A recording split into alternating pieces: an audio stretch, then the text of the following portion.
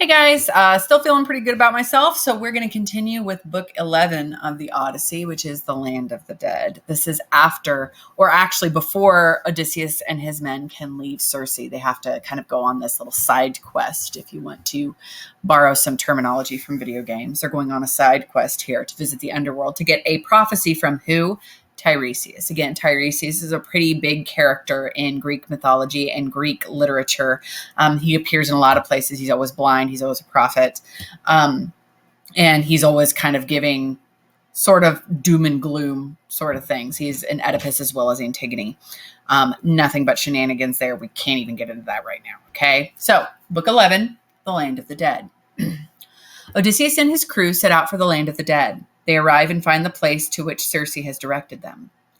Then I addressed the blurred and breathless dead, vowing to slaughter my best heifer for them before she calved at home in Ithaca, and burn the choice bits on the altar fire. As for Tiresias, I swore to sacrifice a black lamb, handsomest of all our flock. Thus, to assuage the nations of the dead, I pledged these rites, then slashed the lamb and ewe, letting their black blood stream into the well pit.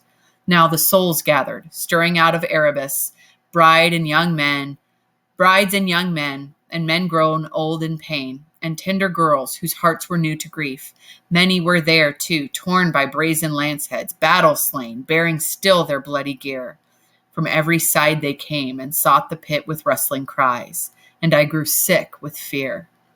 But presently I gave command to my officers to flay those sheep the bronze cut down, and make burnt offerings of flesh to the gods below, to sovereign death, to pale Persephone.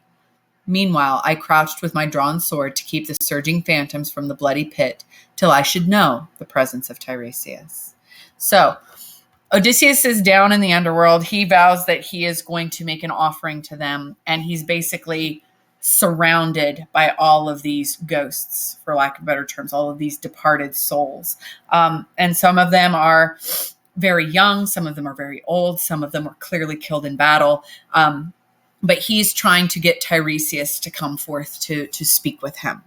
And of course, talking to dead people is not that easy. Apparently, though, a little bit easier back in ancient Greece than it was like now. You know, we have to do like a whole Ouija board and hope you don't summon the devil. Okay. One shade came first, Elpenor of our company, who lay unburied still on the wide earth as we had left him, dead in Circe's hall, untouched, unmourned, when other cares compelled us. Now when I saw him, there I wept for pity and called out to him. So the first ghost that really comes forward to try to speak to them is Elpenor, who's actually one of Odysseus's men who died while they were on Circe's island. Here you have this really kind of cool painting of Odysseus descending into the underworld. It says Ulysses. Ulysses is just the Latinate name for Odysseus. How is this, Elpenor? How could you journey to the western gloom swifter afoot than I in the black lugger? He sighed and answered, Son of great Laertes, Odysseus, master mariner and soldier, bad luck shadowed me and no kindly power. Ignoble death I drank with so much wine. I slept on Circe's roof, then could not see the long steep backward ladder coming down, and fell that height.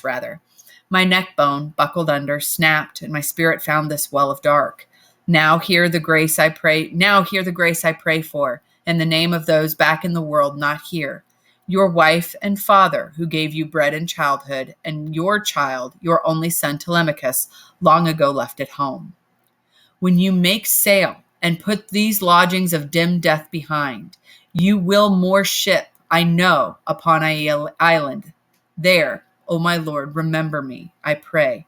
Do not abandon me unswept, unburied, to tempt the gods' wrath, while you sail for home, but fire my corpse and all the gear I had, and build a cairn for me above the breakers, an unknown sailor's mark for men to come. Heap upon the mound there, and implant upon it the oar I pulled in life with my companions. He ceased, and I replied, Unhappy spirit, I promise you the barrow and the burial. So, Elpenor asks something relatively simple. First of all, we find out how Elpenor died. He was drunk and fell. Okay, he was drunk, he fell, he broke his neck. Nothing horribly nefarious about that other than it was an awful accident. Okay, we also find out what Elpenor wants. Elpenor wants Odysseus to give him burial rights. And interestingly enough, burial does not actually mean burial. He's going to do similar to what you guys saw Hercules do to himself. He wants Odysseus to build a funeral pyre, cremate his corpse, cremate his belongings, and then build basically a small monument to him on the beach. It's going to be an unknown sailor's monument, and stick the oar in it that he had pulled in life. That way he's remembered. He's on the island and remembered.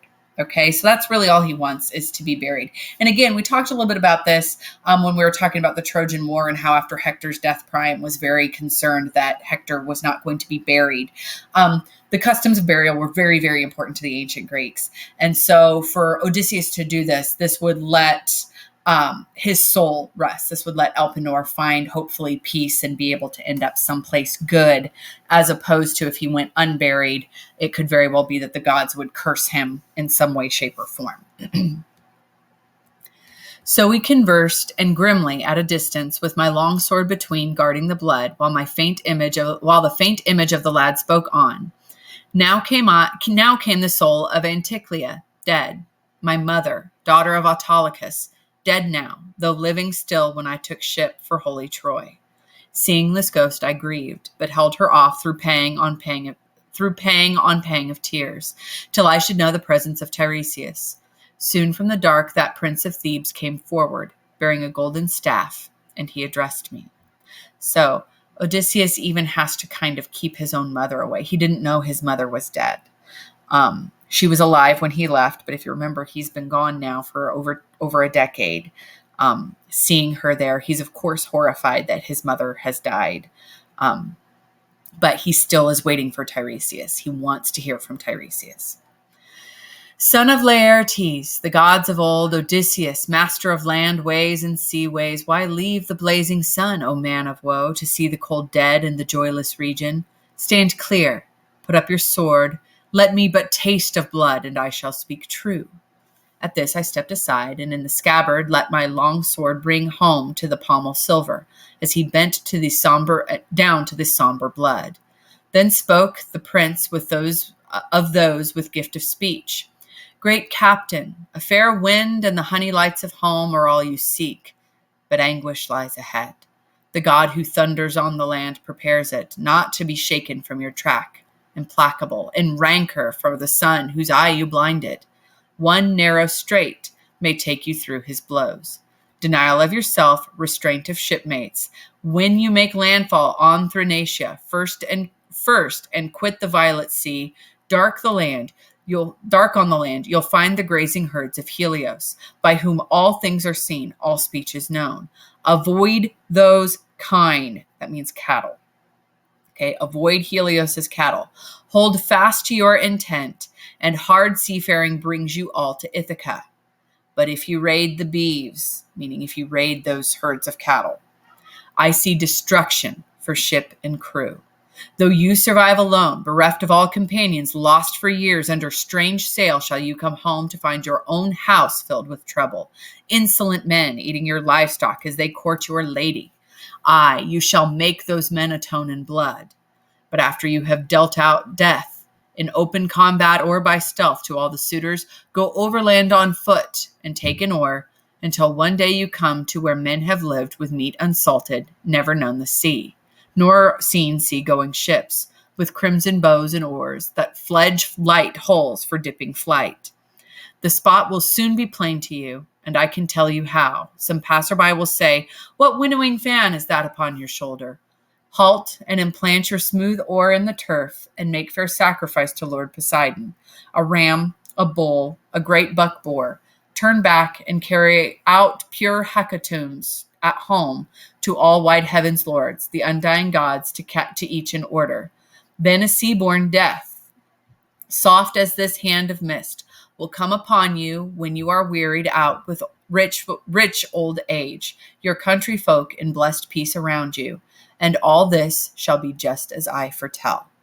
So Tiresias tells him, okay, your way home is going to be troubled, and it's going to be long. There is a way you can go that'll cut some time off, but there's going to be temptation. You're going to have to dock, basically pull your boats up on one of Helios's islands where he keeps his cattle. You cannot touch the cattle. Okay? Don't touch the cows. Just leave them alone. You and your men need to leave them alone.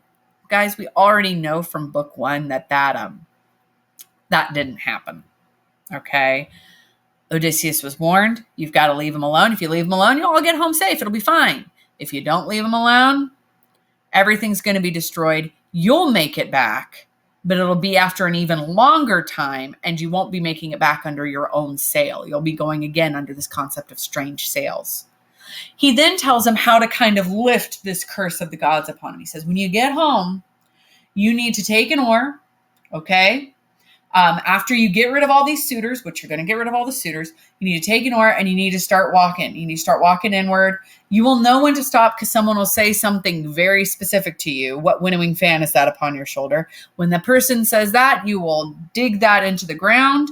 You will sacrifice a really good animal, okay? Whether it is a ram, a bull, or a big male boar, you're going to sacrifice an animal to Poseidon, and then you will have appeased him.